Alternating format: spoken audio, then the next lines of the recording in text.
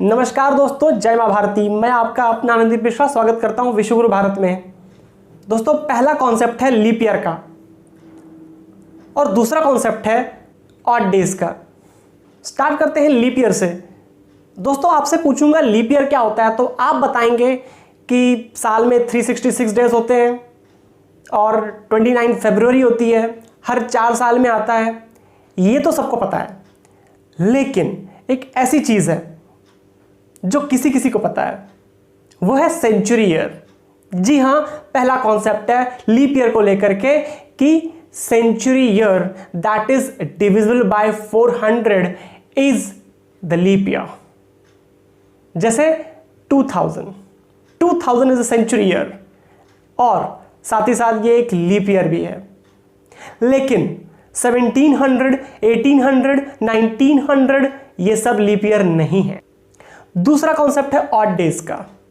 दोस्तों, 10 डेज का हम बंच अगर लेते हैं तो और उसको 7 से डिवाइड करते हैं तो हमें क्वोशिएंट मिलता है 1 और रिमाइंडर मिलता है 3। ये 1 होगा वीक और 3 होंगे ऑड डेज। वो ऑड डेज एक्स्ट्रा डेज कहे जाते हैं जो कि वीक में काउंट नहीं हो पाए। इसी कॉन्सेप्ट को लेते हैं और स्टार्ट करते हैं। एक ऐसा कॉन्सेप्ट सीखते हैं कि एक साल में कितने ऑड डेज होते हैं। दोस्तों, एक साल के 2 टाइप होते हैं, ordinary year and leap year. एक ऑर्डिनरी ईयर में होते हैं 365 डेज और एक लीप ईयर में होते हैं 366 डेज। और नंबर ऑफ वीक्स की बात करें तो दोनों में तो 52 वीक्स होते हैं, बस केवल 365 को डिवाइड कीजिए 7 से और वीक्स मिलेंगे 52 वीक्स। रिमाइंडर क्या आया? रिमाइंडर आया 1 in ordinary year and 2 in leap year. तो एक साल में, एक ऑर्डिनरी ईयर में 1 एक्स्ट्रा डे होता है, 1 ऑड डे होता है और एक लीप ईयर में 2 ऑड डेज होते हैं। इसी कॉन्सेप्ट को आगे बढ़ाते हैं और देखते हैं कि 100 इयर्स में कितने ऑड डेज होते हैं। दोस्तों, ये याद रखिएगा कि 400 से डिविजिबल होने वाला सेंचुरी ईयर ही लीप ईयर होगा। दोस्तों, लेते हैं एक कलेक्शन ऑफ ईयर्स जहां पर 1601 से 1700, सपोज ये हमने लिया अपना 100 इयर्स का बंच। तो 1601 से 1700 के बीच के 100 साल, तो उसमें से जो 1700 है वो लीप ईयर नहीं होगा।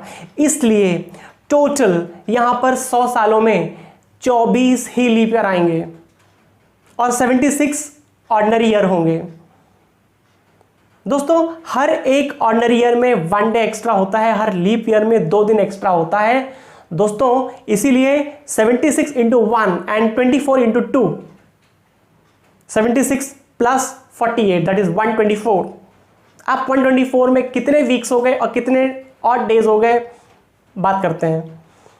124 divide by 7, the question will be 17 and remainder will be 5। जी हाँ दोस्तों, 100 इयर्स के बंच में हो गए 5 एक्स्ट्रा डेज, 5 ऑड डेज। दोस्तों, लेते हैं 200 इयर्स का बंच। जैसे 1601 से 1800, याद रखिएगा again 1800 was not a leap year. तो पहले के 100 साल के 5 डेज, बाद के 100 साल के 5 डेज, टोटल हो गए 10 डेज। 10 डेज का मतलब 1 वीक एंड 3 डेज एक्स्ट्रा। तो 200 सालों के बंच में हो गए 3 डेज एक्स्ट्रा, 3 ऑड डेज। ऐसे ही अगर हम 300 इयर्स लें, 601 से 1900 तक लें और 300 सालों का बंच लें और हमें मिलेगा 5, 5 एंड 5 यानी 15 डेज। 15 डेज में होते हैं 2 वीक्स और 1 डे एक्स्ट्रा। तो 300 के बंच में होता है 1 एक्स्ट्रा डे।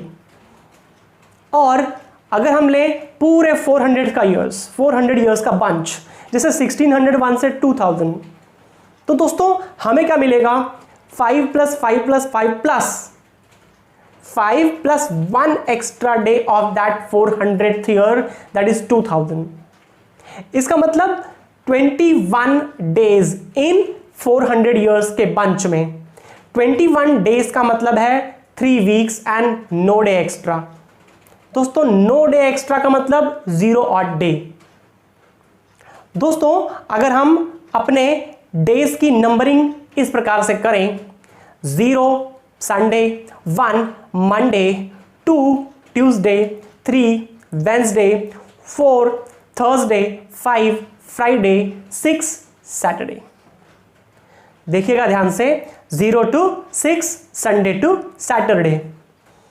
दोस्तों अगर हम बात करें सेंचुरी ईयर्स की तो 100 ईयर्स के बंच में होते हैं 5 एक्स्ट्रा डेज, 200 के बंच में होते हैं 3 एक्स्ट्रा डेज और 300 ईयर्स के बंच में होते हैं 1 एक्स्ट्रा डे और 400 ईयर्स के बंच में होते हैं नो एक्स्ट्रा डे यानी 0 एक्स्ट्रा डे. दोस्तों यूज करेंगे इन्हीं दोनों कॉन्सेप्ट्स को और सॉल्व करेंगे 3 टाइप के क्वेश्चंस, जिसमें पहला क्वेश्चन है last day of the century क्या होगा.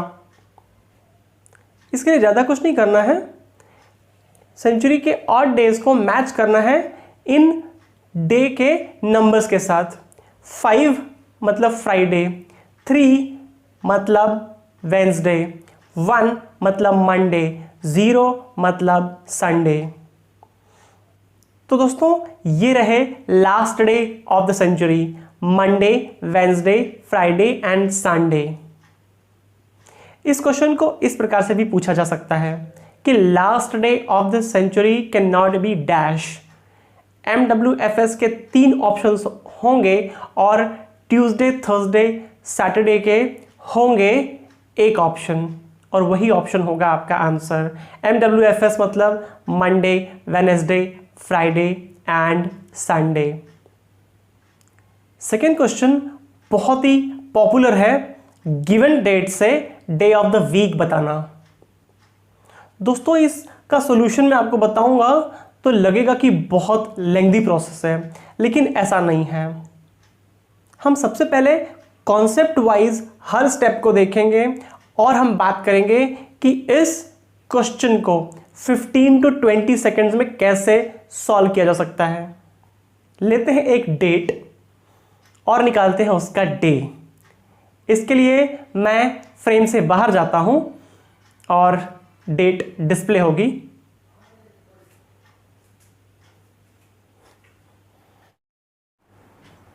द डेट इज 23 मई 1988. 3 चीज़ें हैं यहाँ पर, डेट, मंथ और ईयर. हम इन तीनों के ऑड डेज निकालेंगे. शुरुआत करते हैं 1988 से. 23 मई को 1988 खत्म नहीं हुआ था, इसलिए -1 कर लेंगे तो आएगा 1987. अब 1987 को हम इस तरह से बाइफिकेट करेंगे 1600, 300 एंड 87. 1600 के नीचे लिखेंगे 0, 300 के नीचे लिखेंगे 1 और 87 को डिवाइड करेंगे 4 से, आंसर आएगा 21. ये 21 लीप ईयर्स हैं और बचे हुए 66 ऑर्डिनरी ईयर्स हैं. 1600 के नीचे 0 हमने इसलिए लिखा है क्योंकि वह 400 का मल्टीपल है और 400 मतलब 0 ऑड डे. ऐसे ही 300 साल का मतलब है 1 ऑड डे. अब एक लीप ईयर में होते हैं 2 डेज एक्स्ट्रा और ऑर्डिनरी ईयर में होते हैं 1 डे एक्स्ट्रा, इसलिए 21 into 2 and 66 into 1. 42 plus 66 is equal to 108. 108 को डिवाइड करेंगे 7 से और रिमाइंडर ले लेंगे. रिमाइंडर आया है 3. 1600 के नीचे का 0, 300 के नीचे का 1 एंड 87 का 3, टोटल हो गए 4. इसका मतलब 1988 के ऊपर हम 4 लिख देंगे. अब हम कैलकुलेट करेंगे मंथ को.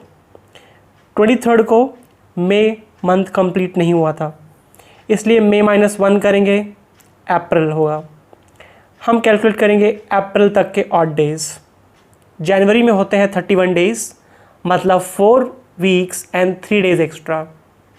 फरवरी में होते हैं आइदर 0 और 1 day depending upon the current year is leap year और नॉट। 1988 वॉज लीप ईयर, इसलिए फरवरी में आएंगे 1 day।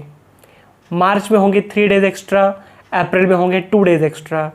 आइए ऐड करते हैं 3 + 1 + 3, दिस इज 7। जहाँ पर भी 7 या 7 का मल्टीपल आए make it as 0, count it to 0। So बचा हुआ है अप्रैल के 2 days, तो मे के ऊपर लिख देंगे 2 days। और 23rd का हम कैलकुलेशन इस तरह से करेंगे कि 23 means 3 weeks and 2 days extra. तो 23 के ऊपर हम लिख देंगे 2। अब इस तरह से कैलकुलेशन करेंगे 2 + 2 + 4 दैट इज 8। 8 मतलब 1 week and 1 day extra. Now what that means? 1 means Monday। तो 23rd May 1988 was Monday। दोस्तों, इस क्वेश्चन को इस तरह से भी पूछा जा सकता है कि अप्रैल 2001 में किन डेट्स पर वेडनेसडे होगा। इसके लिए आप पता कीजिए 1 अप्रैल 2001 को कौन सा डे था। तो ये क्वेश्चन आपके लिए है होमवर्क। ज़रूर मुझे कमेंट्स में इसका आंसर दीजिएगा। आपसे मिलूँगा मैं अगले वीडियो में। तब तक के लिए अपना ध्यान रखिए। जय हिंद, वंदे मातरम।